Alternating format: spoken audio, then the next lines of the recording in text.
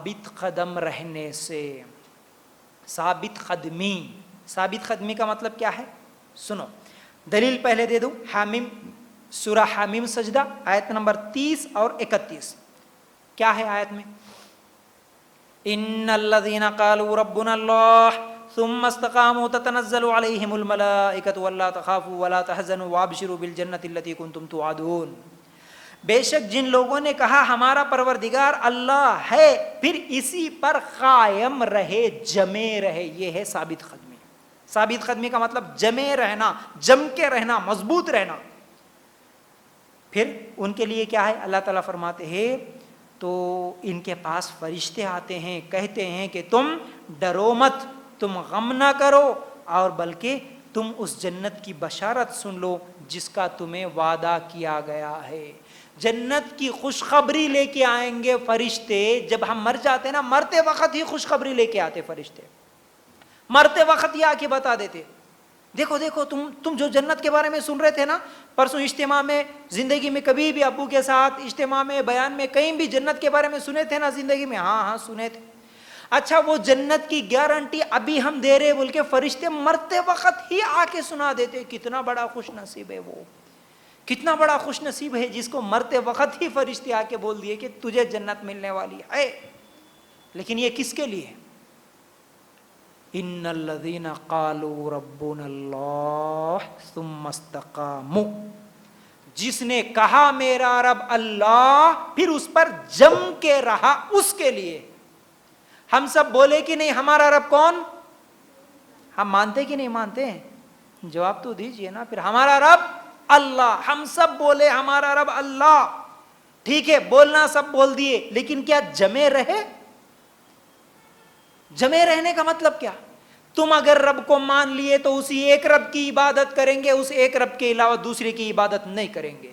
اس ایک رب کے سامنے سجدہ، اس ایک کے لیے رکوع، اس کے لیے دعائیں، اس کے سامنے منتیں، اس کے سامنے جھکنا، سب کچھ اسی پہ بھروسہ. اس کے علاوہ کسی اور کے ساتھ یہ اعمال نہیں کریں گے.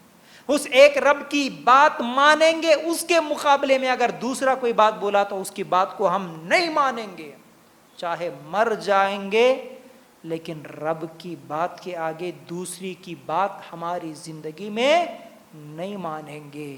کیا ایسا جم کے بھی ہے ہم؟ ہمارا ایمان چند روپیوں کے لیے بک جاتا ہے.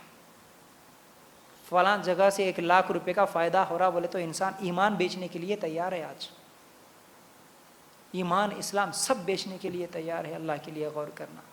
تو اگر ایسا ہے تو جنت نہیں ملتی ہے.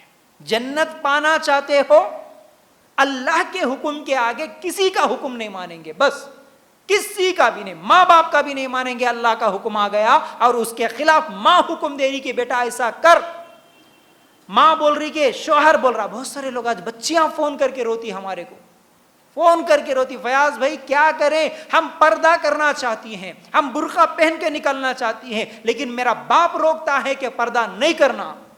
میری ماں کہتی ہے کہ گھر میں فنکشن ہے، اگر تو برقع پہن کے رہے گی تو لوگ کیا کہیں گے، تجھے سجنا ہے، سورنا ہے، بے پردہ آنے والے سب لوگوں کے سامنے نکلنا ہے، پارٹی میں جانا ہے بغیر پردے کے، بغیر برقعے کے. ماں کہتی ہے. آج بچی رو رہی، میں کیا کروں.